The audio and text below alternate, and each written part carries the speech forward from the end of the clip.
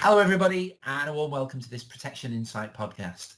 Today, what I wanted to do is take a look at a really superb advisor tool, which I think up until now is quite an underused resource. It's Zurich's pre-underwriting tool. I think it's one of the best in the market. And to help guide me through some real-world examples of how to use it, I'm delighted to be joined by Andy King, who is our business account manager over at Zurich. So welcome to the podcast, Andy. How are you? Hi there, Vincent. Great to be here. I'm good, thank you.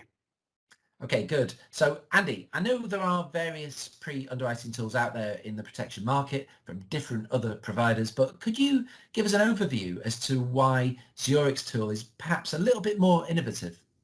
Yeah, what we wanted to do, Vincent, was when we launched to market, we didn't want to launch a tool that only answered half the questions. So we wanted to go out there with something that was really comprehensive. So this tool answers 90% of scenarios. And the way that it works as well is they all make assumptions throughout the process. So we appreciate that you're not going to necessarily know all the answers to the questions. So you can skip these at any point. And if you do, it will assume the best case scenario for any given situation that you've got. It also underwrites different covers automatically. So let's say you've got a customer who has inquired with critical illness for you, but you think based on the disclosures, they're not going to get it. If you come to us just for life on the tool, it will still give you an answer for critical illness that you can see if there are sales opportunities there which you haven't realised.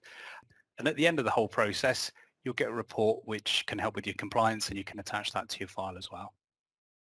Brilliant. It's really good. I've had a bit of a play with this myself. But what I wanted to do in this podcast today, Andy, is just run a few scenarios through, or two scenarios particularly, through the application tool, just to give advisors a feel for how it works. So I've actually got a couple of clients with a couple of different issues. We tried to make them typical and normal in terms of the types of clients that we'd see. So we've got John with a BMI issue, with a bit of high blood pressure. Then we're going to look at another client called Liam, who does some hazardous sports, suffering with a bit of anxiety, and has a few glasses of wine each week. So what I don't want to do is just quote standard terms if he ends up getting a rating, which is why I'm going to come to using the tool. What I'd rather be able to do is provide a more realistic example of what the terms are likely to be. Well, let's get started first of all then. If you log into the pre-sales underwriting tool, that's on the advisor portal.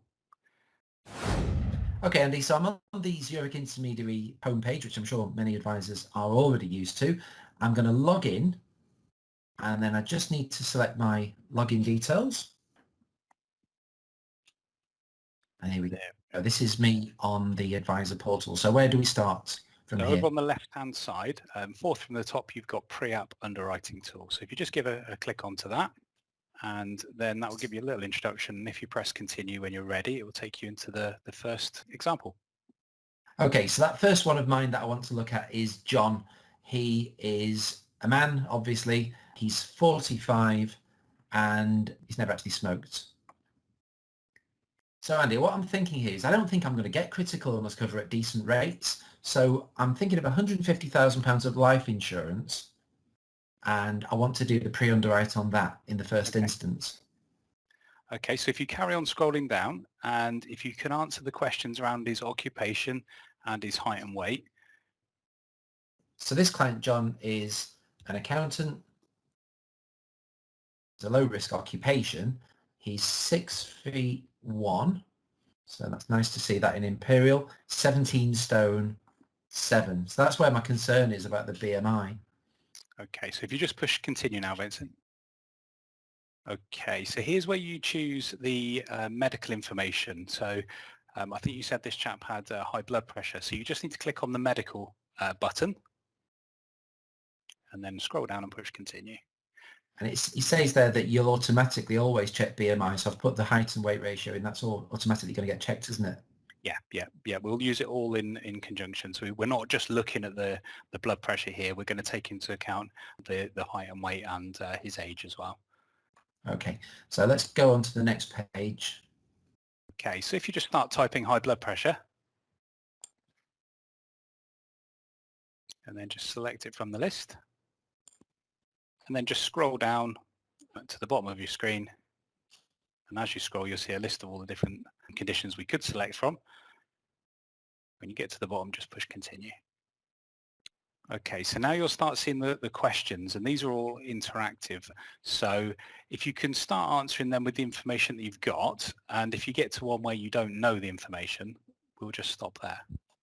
Okay, so in terms of how long ago the client was told the blood pressure was raised, that's actually more than 12 months ago. Didn't require any treatment, was advised to take treatment for the raised blood pressure. Are you still taking treatment for your blood pressure? Yes. So do you take medication as instructed by your doctor or nurse? So we'll say yes to that one. And then in terms of this question here, Andy, I don't know the answer to this one. It says, have you been told by your doctor or nurse that your blood pressure is now consistently normal and well controlled? I don't know the answer to that one. So on that one, Vincent, all you need to do is press the skip this question button, and the tool will assume the best case scenario. Right, okay. So we can actually carry on through this, even though we don't necessarily know all the answers to all the questions. That's good. And this one here, other than your routine blood pressure check, are you due to have or awaiting the results of any tests or investigations, for example, ECG, urine test? And we'll say no to that one. Do you know your most blood pressure reading? We'll say no to that one. And how often have you been advised to have your blood pressure checked? Well, we'll say it's actually less frequently than every 12 months. So I think I've got a decent amount of info. I'm just worried about this bit here, Andy, where I've not got an answer to that question. But if we move on to the next page, let's see what we get. Okay, so we've got pre-application results. Just talk me through this page, Andy. Okay, so first of all, at the top right, you've got your ZPA number.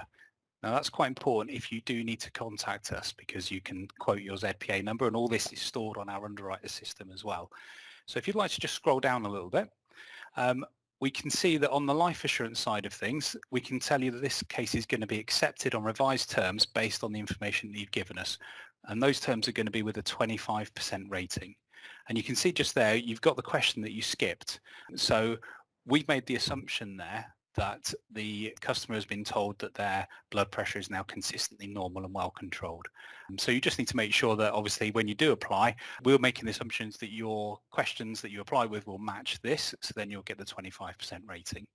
But if you carry on scrolling down, you'll see here that we've got critical illness select, total permanent disability and waiver. If you'd just like to open up one of the critical illness ones there, Vincent, you'll see that we would have offered terms here for 50% extra mortality rating on the critical illness side of things. So even though you came into the tool and you thought, actually, we're not going to get critical illness because of the cost or because of the because we would decline it, you'll see that we can offer it at pretty competitive rates there. And that's the other version of critical illness cover that you've got there. And oh yeah, so we can see that we can't get cover for waiver of premium, but then income protection. So if we talk through the income protection one, now you can see here that we need more information before we can give a decision. So in this case, we're going to ask for a doctor's report specifically around the blood pressure and cholesterol. However, even though we need more information, it will give you an idea of what we think we will get.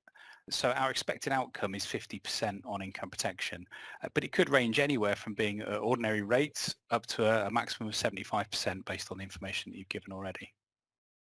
So what's really good about this is even though I didn't ask for any of this stuff, it's actually given me a few more opportunities about other different areas of protections. I might have been thinking that I'd never get the critical illness cover or the income protection, but the reality is we can. So if you'd like to scroll up to the top again now, Vincent, and if you click on that blue button which says pre-app document, so this is the report that you can attach to your file, and it will give you all of the information that we've assessed. So it replays back to you the client's age and their height and weight, for example. And then if you scroll down, basically this mirrors what you've just seen on the screen. But the third page on here, if you go right the way to the bottom, this will play the questions that we've asked, which you've answered. And we can see on there that about midway down, we've got questions skipped. And we've got on there that our answer is going to be yes for that. So you can give this to the customer or you can keep it on your file. It's stored on the system for 90 days, so you can come back and revisit that at any time in there. Fantastic. That's really good. So this could actually be something that could support the advice, that could actually be uploaded into the key, and that could be part of the whole advice and recommendation piece, because now we know where we are with this and what the likely possible terms are going to be. So that's really powerful. There was the BMI, there was also that high blood pressure. So should we take a look at another one, Andy? Yep, sure. Let's have a look at your other one that you've got there. So if we go back to the main page, what do I need to do from here? Restart? Restart, that's right. Right, so I'm going to be a bit more challenging this time, Andy. What I want to do this time, this is that second client, Liam. This is a client with three bits that I'm concerned about, really. It's actually the anxiety that he suffers. It's also his sports and pastimes. So he goes skiing a few times a year, and also a bit of alcohol consumption in there, which I don't know if that is a bad thing in terms of the anxiety. Okay, so Liam is 30, and in terms of smoking, yeah, he's never smoked. If we go down to the bottom here, this time I'm interested in life or earlier critical illness cover. So we're going to look at £200,000 worth. So I guess I just need to put the info in both boxes. So in terms of the occupation, Andy, I don't know exactly what he does. Okay, so you can just skip that question. Okay. So it says that if you don't input occupation, we'll use a low risk occupation, which is eligible for all benefits. Okay, that's fair enough. Again, in terms of height and weight, I don't have the answers to those either. So I'll just skip those. Okay, so let's continue. Okay, so we're on the disclosures page, Andy, and we can see all these different buttons at the bottom. So there's three bits to this. Which ones do we need to choose? So on this one, we just need to pick the habits and lifestyle, the medical, And that's and for then the anxiety. that's right, and then the pursuits for the skiing, Right, and okay. then just press continue. So it's tackling habits and lifestyle first. So if we drop that down, so this gives us a drill down of exactly what type of habit and lifestyle. So it's not alcohol abuse, it's more alcohol consumption, I think.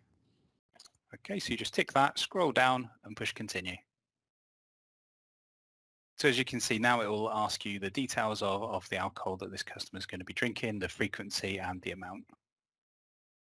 Okay, so how often do you have a drink containing alcohol? We'll just say once a week, but it is 3 or 4 drinks. Okay, so now just push continue. And now I'm medical. So I guess I'll just type in here anxiety like I did last time. There we go. Again, if you just scroll down to the bottom and push continue. The beauty of this tool, if you did have several disclosures, it will underwrite them all at the same time. And when were you first diagnosed? So this is now drilling into that anxiety, isn't it? So I know from the client, from speaking to him, it was actually 2 to 3 years ago. Are you currently taking any treatment or receiving counselling, or have you done so in the past 12 months? It's no to that one.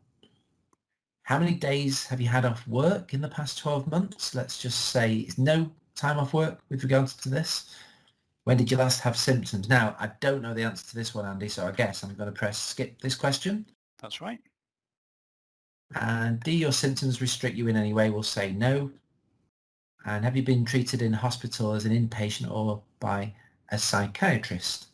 And I'll say no to that one. So now you see this question here is quite a sensitive question. So often we'll find that this hasn't been asked because it's around suicide. So what you can do if you haven't asked the question, you can just press skip here as well. And if we continue through, so then we're going to deal with this final bit, which was the skiing that was worrying me a little bit. He goes quite a few times a year.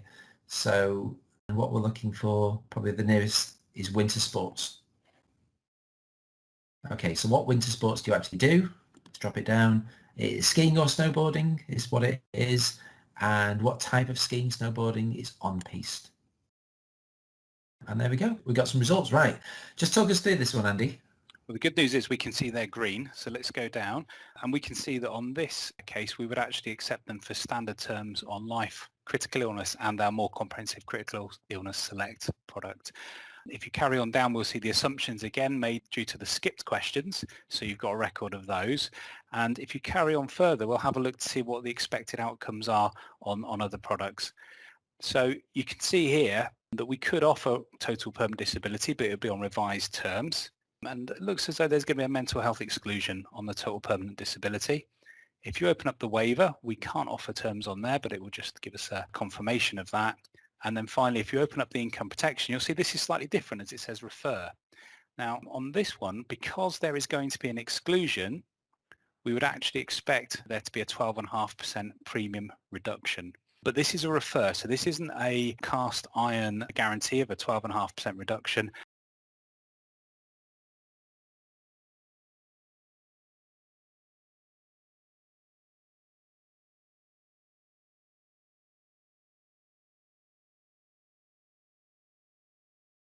1,000.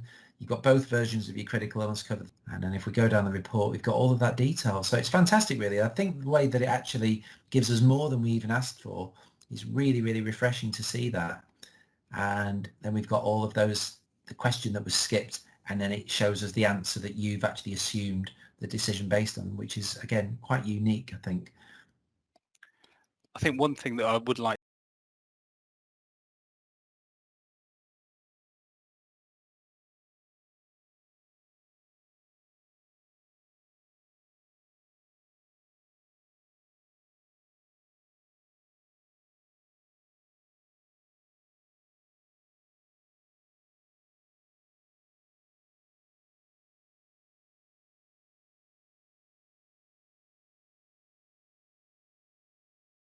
we're able to put into it, and of course the ability to still get a decision across all those different product areas. So I'm sure many of you watching this podcast have got a login for Zurich and indeed submit lots of business to Zurich. So if you haven't used it yet, just give it a try, because it's right there on that main menu of the advisor portal.